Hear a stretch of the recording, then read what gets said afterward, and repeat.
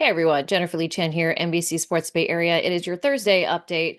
I was up in Santa Clara today and some maybe not great things happening at the practice field in that there are a lot of absences. Trent Williams still out. I don't know if he plays for the rest of the season, but I think the one that's most important for Sunday's game is Isaac Guerendo. Still not practicing, dealing with a hamstring injury, which is something that he's dealt with for a lot of his football career back in college and earlier in this year, just his rookie season. So yeah, I think it's going to be Patrick Taylor, Keyshawn Vaughn, and maybe Israel Akanabanda. So, Abanaconda. I mix up the consonants. Abanaconda. Anyways, it is three running backs that we have not seen a lot of. I've seen Patrick Taylor a bit in practice. He's a bigger, taller guy, not the body style that you normally see in Kyle Shanahan's offense. It's like Elijah Mitchell, J.P. Mason, Christian McCaffrey. Christian McCaffrey is actually a little bit taller than those guys. Elijah is a little bit shorter. Patrick Taylor is just a little bit bigger, taller. He stands out more in the backfield when you see him out there running. But outside of that, a little bit other bad news is that Nick Bosa did not practice on Thursday. He did practice in a limited fashion on Wednesday. Maybe he took a step backwards in his recovery from his hip oblique injury. He talked about it on Monday, said he's feeling good, and then Wednesday went to practice, and then we didn't see him on Thursday. And I didn't see him in the locker room at all. Did not see him. So I'm not sure what's going on with Nick Bosa. We haven't heard, but obviously Kyle Shanahan will give the game status update on Friday. We spoke to George Kittle today, and I asked him about what he thought about Brock Purdy's impending contract. And he said, hey, the one good thing about contracts is that you can show your stats and compare them to other people who are making 50, $60 million dollars. So not that those other 50, $60 million quarterbacks aren't playing well, but he's like, Brock Purdy has played better than them. So he can stand up there and compare and say, hey, I do this better than this person, and I'm only making not even $1 million this year. Of course, I think he had a little help from Toyota, but he did get all of his offensive linemen Toyota trucks this year. Pretty cool video. It's on 49ers.com or on the app or on their social media, but kind of cool that Brock Purdy got his linemen trucks. It's always kind of fun to see how quarterbacks reward their offensive linemen. I think Jimmy Garoppolo always got everybody Jordans and golf stuff. Christian McCaffrey last year got everybody custom golf clubs. So um, uh, Brock Purdy spoke today to the media and, said he's got to play with a chip on his shoulder. He said he knows he has to let it rip. He's got to play better. And, this team just needs to put together a fully complete game. Um, they've had games where defense played well, like versus the Rams. They've had games where the offense plays well, like versus the Chicago Bears. And then they've had games where the special teams didn't do anything bad enough for us to freak out about. Um, so there hasn't been a game where it's been all three phases playing really well. There's been always some mistakes in some part of the game.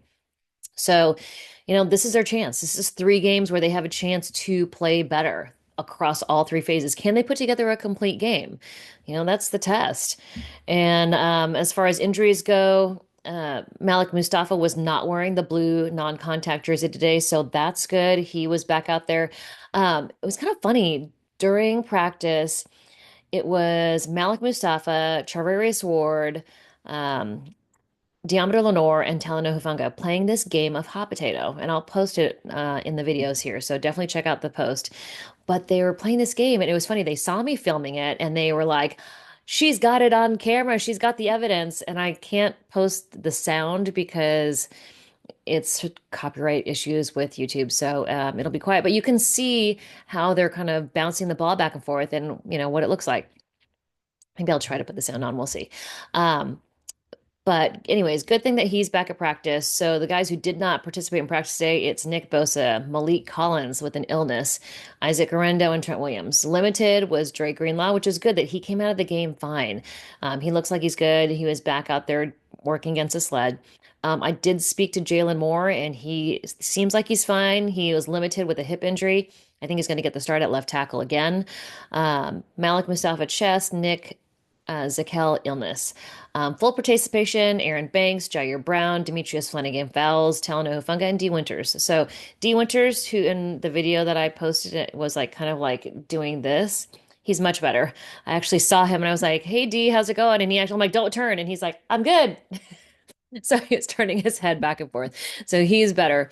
As far as the Dolphins, who did not participate in practice, tackle Teron Armstead, wide receiver Dwayne Eskridge, long snapper Blake Ferguson, illness, wide receiver Jalen Waddle, knee injury. Limited participation for the Dolphins, tackle Kendall Lamb, linebacker Bradley Chubb, fullback Alec Ingold, and quarterback Tua Tagovailoa.